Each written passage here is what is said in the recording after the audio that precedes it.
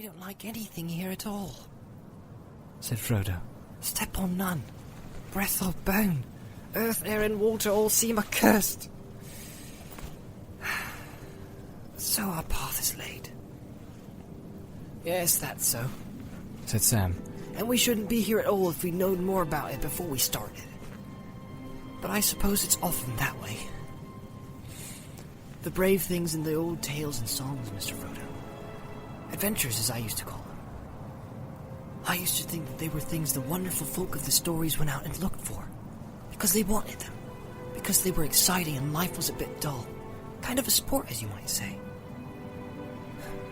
But that's not the way of it with the tales that really mattered.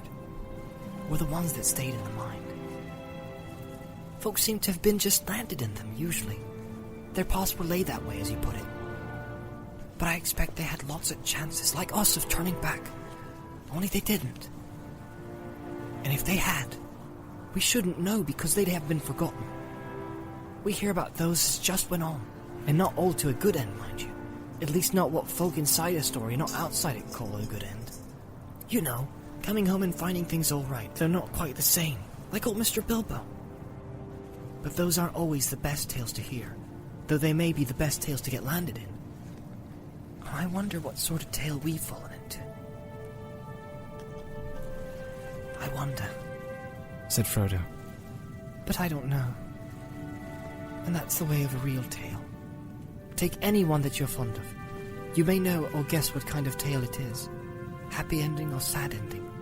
But the people in it don't know. And you don't want them to know. No, sir, of course not. Beren now. He never thought he was going to get that Silmaril from the Iron Crown in Thangorodrim. And yet he did. And that was a worse place and a blacker danger than ours.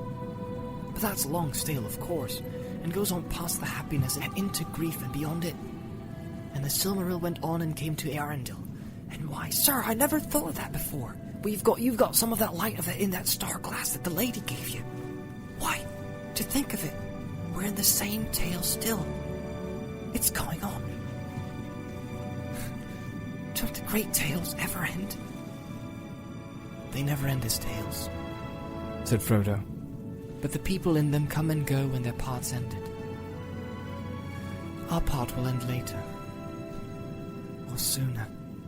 And then we can have some rest and some sleep, said Sam. He laughed grimly. And I mean just that, Mr. Frodo. I mean plain ordinary jest and sleep and waking up to a morning's work in the garden. I'm afraid that's all I'm hoping for all the time. All the big important plans are not for my sort. Still, I wonder if we shall ever be put into songs or tales. We're in one, of course, but I mean, put into words. You know, told by the fireside, or read out of a great big book with red and black letters, years and years afterwards. And people will say, let's hear about Frodo and the Ring. And they'll say, yes, that's one of my favorite stories. Frodo was very brave, wasn't he, Dad? Yes, my boy, the famousness of hobbits. And that's saying a lot.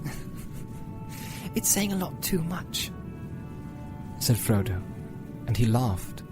A long, clear laugh from his heart. Such a sound had not been heard in those plains since Sauron came to Middle-earth. To Sam, suddenly it seemed as if all the stones were listening and the tall rocks leaning over them. But Frodo did not heed them. He laughed again. Why, Sam, he said, to hear you somehow makes me as merry as if the story was already written. But you've left out one of the chief characters, Samwise the Stout-Hearted. I want to hear more about Sam, Dad. Why didn't they put in more of his talk, Dad? That's what I like. It makes me laugh. And Frodo wouldn't have gone far without Sam, would he, Dad? Now, Mr. Frodo, said Sam, you shouldn't make fun. I was serious. So was I, said Frodo. And so I am. We're going on a bit too fast. You and I, Sam, are still stuck in the worst places of the story. And it is all too likely that some will say at this point, shut the book now, Dad. We don't want to read anymore. Maybe, said Sam. But I wouldn't be one to say that. Things done and over and made into part of the great tales are different. Why, even Gollum might be good in a tale. Better than he is to have by you, anyway. And he used to like tales himself once, by his own account. I wonder if he thinks he's the hero or villain.